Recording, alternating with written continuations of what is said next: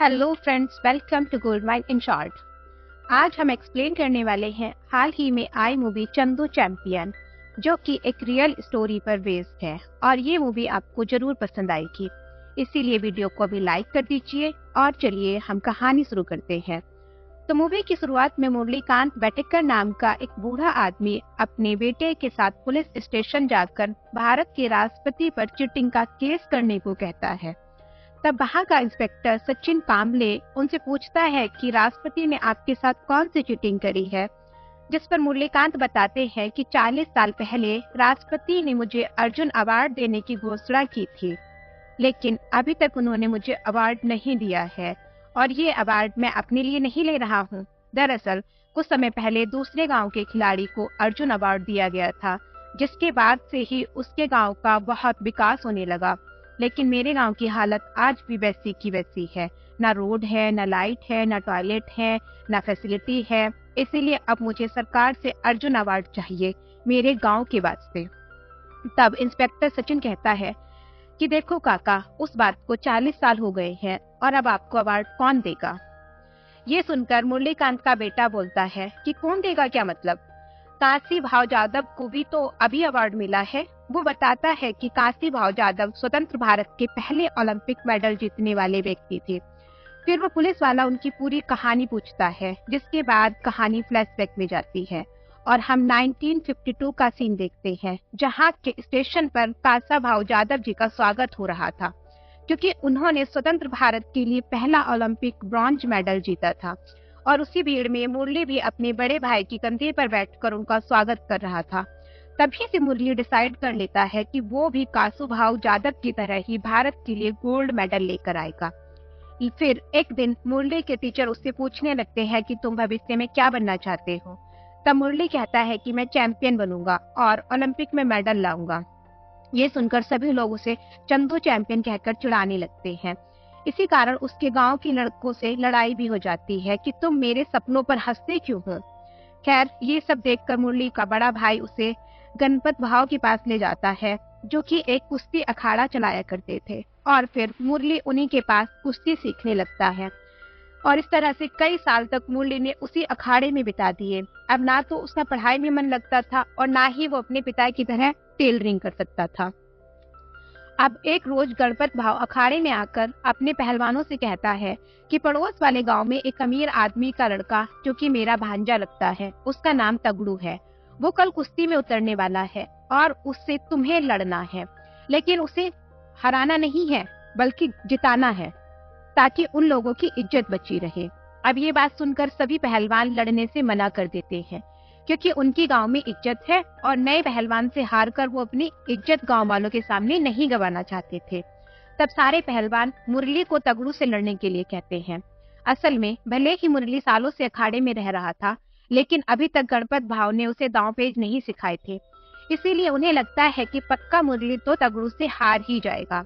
और फिर अगले दिन मुरली अपने पिता से कुश्ती लड़ने की परमिशन ले रहा होता है, जहाँ कुश्ती का नाम सुनते ही उसके पिता उसे काफी मारते हैं और कहते हैं कि आज तेरा रिजल्ट आने वाला है, अगर तू उसमें पास हो गया तो कुश्ती लड़ने जा सकता है, और अगर नहीं पास हुआ तो मेरे साथ दुकान चलेगा। जिसके बाद ये दोनों स्कूल जाते हैं और यहाँ इन्हें पता चलता है कि मुरली इस बार भी फेल हो गया है। लेकिन तब तक मुरली यहाँ से कुश्ती लड़ने के लिए भाग जाता है और फटाफट से कुश्ती अखाड़ा पहुंचकर प्रतियोगिता में उतर भी जाता है। यहाँ आए सभी लोगों को विश्वास था कि आज तगड़ू ही जीतेगा, और वो मुरली के आने पर उसे चंदू चैंपियन कहकर चिढ़ाने लगते हैं, जिसे सुनकर मुरली को बहुत गुस्सा आ जाता है और वह अपने आप को प्रूफ करने के लिए तगड़ू को उठाकर फेंक देता है। अब ऐसा होता है कि सबकी बोलती बंद हो जाती है और तगड़ू हार जाता है, जो देखकर तगड़ू के पिता चिल्लाते हुए कहते हैं कि तूने अच्छा नहीं किया गणपत, मेरे नए पहलवान बेटे को तूने एक पुराने और बेहतरीन पहलवान से लड़ाकर बहुत गलत किया मेरे साथ। जिसके बाद तगड़ू का पिता अपने आदमियों को मुरली को मारने के लिए कहता है। तब मुरली उन आदमियों से बचकर भागते हुए एक ट्रेन में चढ़ने लगता है। उसी समय ट्रेन से एक कर्नेल नाम का आदमी हाथ बाहर निकालकर मुरली को अंदर खींच लेता है, जिसके बाद इन दोनों की दोस्ती हो जाती है और वो मुरली की सारी कहानी जानने के बाद कहता है कि अगर तुम्हें ओलंपिक में गोल्ड लाना है तो तुम्हें आर्मी ज्वाइन करनी चाहिए।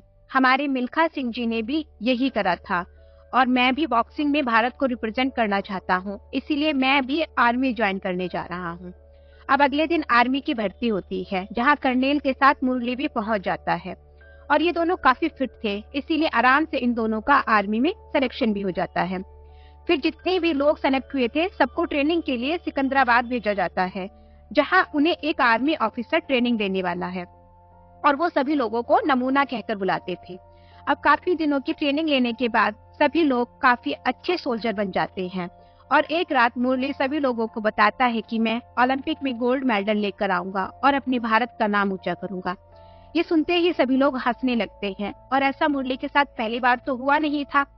तो सबकी हंसी सुनकर मुरली को बहुत गुस्सा आ जाता है और वो झगड़ा करना शुरू कर देता है। तभी वहाँ पर आर्मी ऑफिसर आ जाते हैं और ये सब देखते हैं और वो मुरली को सजा के रूप में भारी बारिश में घर वापस जाने के लिए कहते हैं। तब मुरली कहता है कि सर मैं घर वापस नहीं जा सकता, पहले मुझे अपना सपना पूरा करना है, भारत के लिए ओलंपिक में गोल्ड मेडल लाना है और मैं कुश्ती से गोल्ड मेडल लाऊंगा। तब ऑफिसर बताते हैं कि वो खेल तो अभी उसमें शामिल ही नहीं है। हालांकि मुरली की आंखों में इतना कॉन्फिडेंस देखकर ऑफिसर उसे 6 बजे बॉक्सिंग ट्रेनिंग सेंटर में मिलने के लिए कहते हैं। फिर अगले सुबह मुरली वहां पहुंच जाता है और ऑफिसर उसे टाइगर अली नाम के आदमी से मिलवाते हैं, जो कि एक बॉक्सिंग ट्रेनर है। तब ऑफिसर बताता है कि ये नया खिलाड़ी है और मुरली कहता है कि मैं पहले पहलवानी करता था, लेकिन अब मुझे ओलंपिक में मेडल जीतने के लिए बॉक्सिंग करनी है। तब टाइगर कह देते हैं कि ये कोई बच्चों का खेल नहीं है कि जब मन किया खेलना शुरू कर दिया, तुम्हारे बस की बात नहीं है बॉक्सिंग, तुम यहाँ से चले जाओ। तब मुरली टाइगर के सामने हाथ पैर जोड़कर गिड़गिड़ाने लगता है कि मुझे एक मौका दे दीजिए प्लीज। तब टाइगर कहता है तुझे हमारे एक बॉक्सर से लड़ना होगा और अगर तूने उसे 1 मिनट के अंदर तक भी पंच मार दिया तो मैं तुझे ट्रेनिंग देने के लिए तैयार हूँ। जिसके बाद मुरली उस आदमी से बॉक्सिंग करने लगता है और आखिरी बचे 5 सेकंड में वह उसे पंच मार देता है, जिसमें उसकी मदद कर्नेल ने की थी। फिर अगले दिन से मुरली की ट्रेनिंग शुरू हो जाती है और टाइगर अली मुरली को छोटा टाइगर नाम दे देते हैं, क्योंकि उन्होंने भी ऑफिसर की तरह मुरली की आंखों में अपने गोल्ड के प्रति एक जुनून देख लिया था। जिसके बाद वह उस पर काफी ध्यान भी देने लगते हैं और काफी दिनों की ट्रेनिंग के बाद मुरली बॉक्सिंग में काफी अच्छा हो गया था और उसने काफी फाइट भी जीत ली थी। जिसके बाद उसका जापान के समर ओलंपियाड में सिलेक्शन हो जाता है। फिर अगले दिन उन्हें जापान निकलना था और वो सभी प्लेन में जाने वाले थे। अब प्लेन में चढ़ते समय मौसम काफी खराब दिख रहा था और बिजली कड़क रही थी, तो मुरली को लगता है कि ये प्लेन उड़ते ही फट जाएगा। इसलिए वो डर के मारे टाइगर के पास जाकर कहता है कि सर हम कल चलें क्या? जिस पर टाइगर कहता है कि हाँ क्यों नहीं, कल सुबह नाश्ता करके चलेंगे, ये एयर इंडिया अपने बाप का तो है। और फिर वो उसे डांट कर प्लेन में बैठा देते हैं। अब प्लेन के स्टार्ट होते ही मुरली डर के मारे खुद तो चिल्लाता ही है और उसका डर देखकर बाकी लोग भी चिल्लाने लग जाते हैं। फिर जैसे ही प्लेन हवा में उड़ता है तो सभी लोग शांत हो जाते हैं। इसके बाद अब जापान पहुंचने के बाद वहां सभी टीमों का आपस में गेट टुगेदर हो रहा था। तब टाइगर अली मुरली और कर्नेल को एक लड़की से मिलवाता है जिसका नाम नयनतारा होता है और वो एक जर्नलिस्ट थी। यहाँ पहली बार किसी लड़की को देखकर मुरली काफी खुश हो जाता है। फिर अगले दिन से टाइगर अली मुरली को सभी आई हुई टीमों की प्रैक्टिस मैच दिखाते हुए उनकी कमजोरी और ताकत के बारे में बताने लगते हैं। जिसके बाद मुरली का पहला मैच होता है और वो उसे बड़ी आसानी से जीत जाता है क्योंकि उसकी तैयारी काफी अच्छी थी। फिर उसी तरह वो कई सारे मैचों को जीतकर सेमीफाइनल में पहुंच जाता है, जिसे देखकर नयनतारा हैरान हो जाती है और वो मुरली का इंटरव्यू देने के लिए कहती है। तब टाइगर अली इंटरव्यू देने से मना करते हैं और कहते हैं कि हमें युगांडा का अगला मैच देखना है जो मुरली से कल लड़ेगा। लेकिन मुरली टाइगर अली की बात नहीं मानता और नयनतारा को इंटरव्यू देने के लिए चला जाता है क्योंकि वो तो उस पर फिदा हो गया था। अब इधर टाइगर अकेला बैठकर युगांडा वाले प्लेयर का पूरा मैच देखता है और शाम को मुरली के आने पर उसे कहता है कि तुझे इसका मैच देखना चाहिए था। अगर कल के मैच में तेरी जरा सी भी नजर हटी तो ये युगांडा का प्लेयर तेरा वो बुरा हाल करेगा जिससे मैं तुझे बचा भी नहीं सकता। अब अगले दिन मुरली का मैच युगांडा के सबसे खतरनाक प्लेयर से होता है जो कि अभी तक किसी से भी नहीं हारा था और हम यहाँ देखते हैं कि मुरली बार बार नयनतारा को ही देखे जा रहा था, जिससे उसका फोकस बॉक्सिंग मैच में काफी कम हो गया। इस चीज को टाइगर भी नोटिस करते हैं। इसके बाद पहला राउंड जैसे तैसे पूरा होता है और दूसरे राउंड में युगांडा का प्लेयर मुरली को ऐसा पंच मारता है जिससे मुरली नॉकआउट हो जाता है और वो ये मैच हार गया था। अब मुरली का सपना चूर चूर हो जाता है, जिसके बाद उसकी जम्मू में पोस्टिंग हो जाती है। यहाँ टाइगर अली और कर्नेल भी होते हैं, पर टाइगर अली ने मुरली से कई महीनों तक बात नहीं की होती। फिर एक दिन मुरली भागता हुआ टाइगर अली के पास आता है और कहता है कि सर, मेरा ओलंपिक में सिलेक्शन हो गया है और पूरे एशिया में मेरी रैंक नंबर 1 आई है, क्योंकि युगांडा का प्लेयर तो अफ्रीका से था, जिस पर टाइगर भी कह देता है कि अच्छी बात है, लेकिन अब मैं तुझे ट्रेन नहीं करूंगा। मुरली कहता है कि सर, इस बार मुझसे कोई गलती नहीं होगी, आप एक मौका देकर तो देखिए। तब टाइगर बताता है कि मेरा भी सपना था कि मैं ओलंपिक खेलकर भारत के लिए मेडल लाऊं, लेकिन मैं वो सपना पूरा नहीं कर पाया। फिर मुझे तू दिखा, तेरे जज्बे को देखकर लगा कि मैं तेरी हेल्प करूंगा तो तू देश के लिए मेडल ला पाएगा और मेरा भी सपना पूरा हो जाएगा, लेकिन तू भी बेकार निकला। तभी वहां दुश्मन सेना अटैक कर देती है और फाइटर जेट सभी सोल्जर पर फायरिंग करने लगते हैं, जिसमें मुरली का पक्का दोस्त कर्नल मारा जाता है और टाइगर अली काफी घायल हो जाते हैं। तब मुरली उन्हें एक सेफ जगह लेकर जाता है और वहां से दोबारा दुश्मनों पर फायरिंग करने लगता है। तभी उसे भी गोली लग जाती है और वो बेहोश हो जाता है। फिर इसके बाद 2 साल बाद 1967 में उधमपुर आर्मी हॉस्पिटल में मुरली की आंख खुलती है और उसे देखने एक ब्रिगेडियर साहब आए होते हैं। वो डॉक्टर से मुरली के बारे में पूछते हैं, जहां डॉक्टर बताते हैं कि सोल्जर को 9 गोलियां लगी थी, जिसमें से हमने 8 गोलियां तो निकाल दी है, लेकिन एक गोली अभी भी उसके शरीर में है, जिस वजह से वो अपनी टांगे हिला तक नहीं सकता। फिर ब्रिगेडियर मुरली के पास जाते हैं तो मुरली उनका गला पकड़ लेता है, जिसे ब्रिगेडियर छुड़ा तक नहीं पा रहे थे। दरअसल मुरली को ऐसा लग रहा था कि वो पाकिस्तान के कब्जे में आ गया है और उसके सामने पाकिस्तान की आर्मी खड़ी है। तो ब्रिगेडियर उसे झंडे की तरफ हाथ करते हुए इशारा करते हैं कि वो इंडिया में ही है।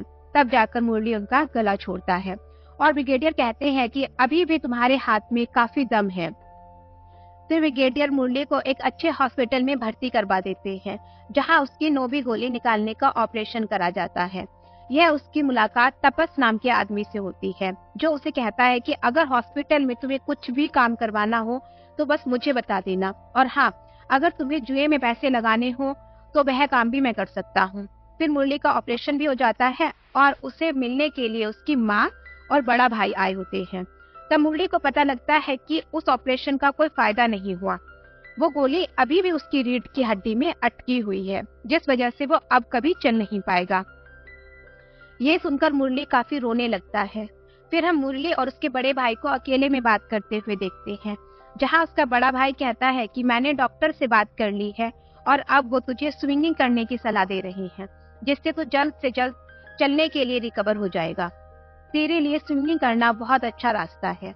लेकिन मुरली कहता है कि मुझे तुम्हारे साथ घर चलना है, मैं यहाँ नहीं रह पाऊंगा।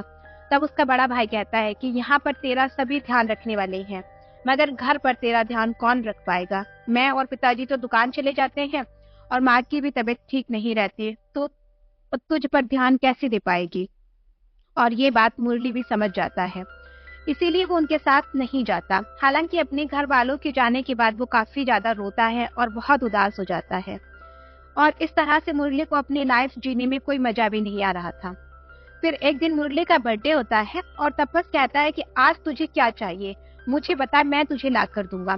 तब मुरली तपस से दारू की बोतल मंगवाता है और तपस रात को मुरली को हॉस्पिटल से बाहर ले जाकर एक पेड़ के नीचे दारू पिलाने लगता है।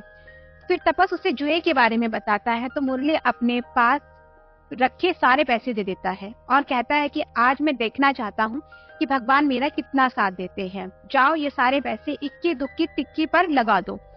तो ये सुनकर तपस कहता है कि आज तक ये नंबर किसी को भी नहीं आया है।